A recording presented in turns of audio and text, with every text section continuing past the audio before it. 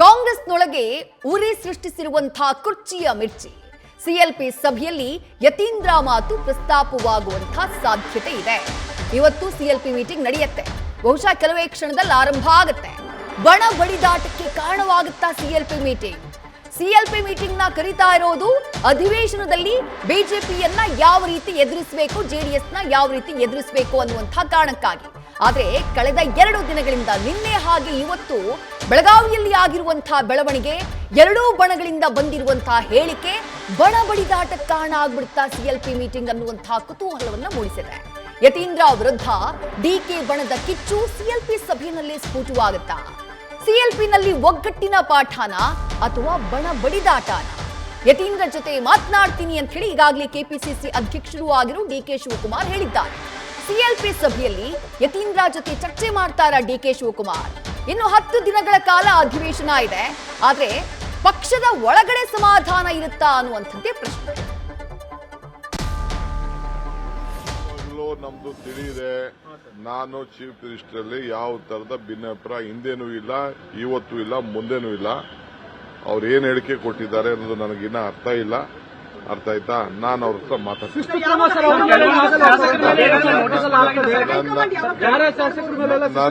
ನನಗೆ ಗೊತ್ತಿಲ್ಲ. ನಾನು ಅದೆಲ್ಲ ಹೈಕಮಾಂಡ್ ನನ್ನ ಹತ್ರ ಮಾತಾಡೋದು ಯಾವ ಕರೀತಾರೆ ಅನ್ನೋದು ನಾನು ಅದನ್ನೆಲ್ಲ ಡಿಸ್ಕ್ಲೋಸ್ ಮಾಡಕ್ಕಾಗಲ್ಲ.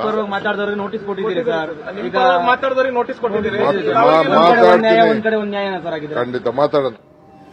ಸಿಎಲ್ಪಿ ಸಭೆ ಕೆಲವೇ ಕ್ಷಣಗಳಲ್ಲಿ ಆರಂಭ ಆಗುತ್ತೆ. ಕಾಂಗ್ರೆಸ್ ಪಕ್ಷದ ಶಾಸಕರ ಸಭೆ, ಕಾಂಗ್ರೆಸ್ ಶಾಸಕಾಂಗ ಪಕ್ಷದ ಸಭೆ. ಸಿದ್ದರಾಮಯ್ಯ, ಡಿಕೆ ಶಿವಕುಮಾರ್ ಎಲ್ಲರೂ ಕೂಡ ಆ ಸಭೆಯಲ್ಲಿ ಭಾಗಿಯಾಗ್ತಾರೆ. ಈಗ 2 ದಿನಗಳಲ್ಲಿ ಎದ್ದಿರುವಂತಹ ಗೊಂದಲ ಇದೆಯಲ್ಲ, ಗೊಂದಲದ ಕಿಡಿಯನ್ನ ಹೊತ್ತಿಸಿದ್ದು ಯತೀಂದ್ರ ಸಿದ್ದರಾಮಯ್ಯ. ಹಾಗಾಗಿ ಡಿಕೆ ಶಿವಕುಮಾರ್ ಬಣದ ಶಾಸಕರು ಈ ವಿಚಾರವನ್ನ ಪ್ರಸ್ತಾಪಿಸೋದು ಹೆಚ್ಚು ಕಮ್ಮಿ ಗ್ಯಾರಂಟಿ.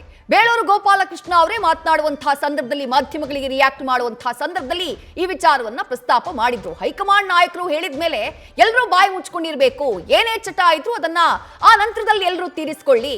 ಈಗ ಎಲ್ಲರೂ ಈ ರೀತಿಯಾಗಿ ಹೈಕಮಾಂಡ್ ಮಾತನ್ನ ಮೀರಿ ಮಾತನಾಡ್ತಾರೆ ಅಂತಂದ್ರೆ ನಾವು ಕೂಡ ಮಂತ್ರಿ ಸ್ಥಾನಕ್ಕಾಗಿ ಪಟ್ಟು ಹಿಡಿಬೇಕಾಗತ್ತೆ.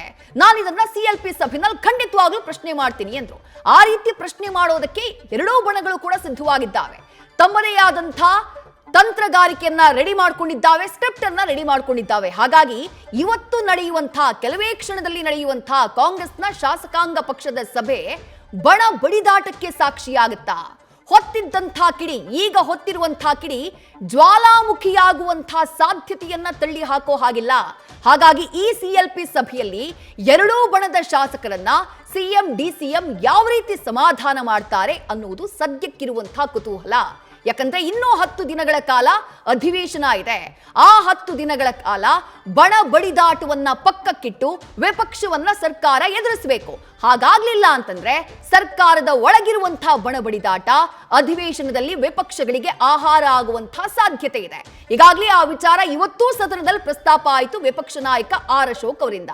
ಹಾಗಾಗಿ ಇವತ್ತಿನ ಸಿಎಲ್ಪಿ ಮೀಟಿಂಗ್ ನಲ್ಲಿ ಯಾವ ರೀತಿ ಒಗ್ಗಟ್ಟಿನ ಪಾಠವನ್ನ ಹೇಳಲಾಗತ್ತೆ ಅಥವಾ ಒಗ್ಗಟ್ಟಿನ ಮದ್ದನ್ನ ಮೀರಿ ಎರಡೂ ಬಣದ ಶಾಸಕರು ನಡ್ಕೊಳ್ತಾರಾ ಅನ್ನೋದನ್ನ ಕಾದು ನೋಡಬೇಕಾಗಿದೆ. ನ್ಯೂಸ್ ಫಸ್ಟ್, ನಿರ್ಭೀತಿಯಿಂದ ನಿಮ್ಮ ಪರವಾಗಿ.